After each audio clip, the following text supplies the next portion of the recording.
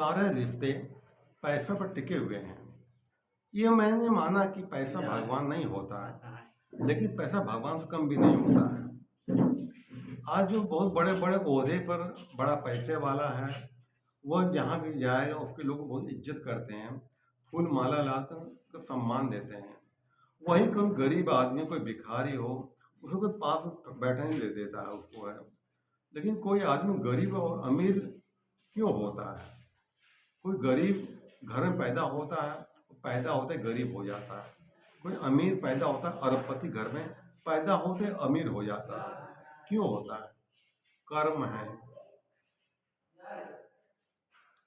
भगवान किसी को अमीर गरीब नहीं बनाता है, इंसान कर्म ही इंसान को गरीब अमीर बनाता हुआ है।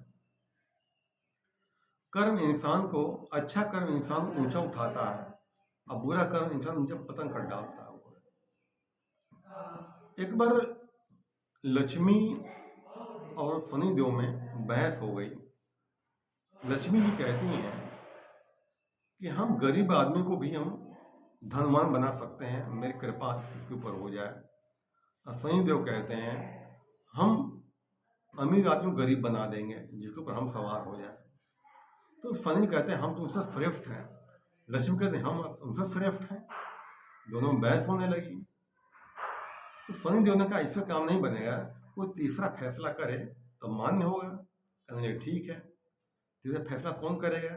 कहते हैं जाते हैं ब्रह्मा जी के पास। कहें चलो चलते हैं ब्रह्मा पास। तो लक्ष्मी और शनिदेव जाते हैं ब्रह्मा जी के पास। तो शनिदेव कहते हैं आप ब्रह्मा जी बताइए हम दोनों श्रेष्ठ कौन है? ब्रह्मा जी ने सोचा विष्णु भगवान पत्नी है और शनि कुदृष्टि डालने वाला है, इनके बीच पड़ना ठीक नहीं होता है। उन्होंने कहा ऐसा है फैसला हमसे नहीं हो पाएगा, आप जाओ भगवान शंकर पर जाओ फैसला करेंगे। भगवान शंकर पर लोग आते हैं तो कहते हैं आप फैसला करिए हम दोनों में बड़ा श्रेष्ठ कौन है। तो शंकर जी सोचते हैं हमारे आराध्य देवता की पत्नी है और शनि मेरा शिष्य मेरा है, कैसे तरह बोल रहे हैं हम वो। तो कहने लगा ये भगवान शंकर कहने लगे इसका फैसला भगवान विष्णु ठीक से कर सकते हैं, आप उनके पास जाइए, हमारे बस का नहीं है। जाते हैं भगवान विष्णु के पास।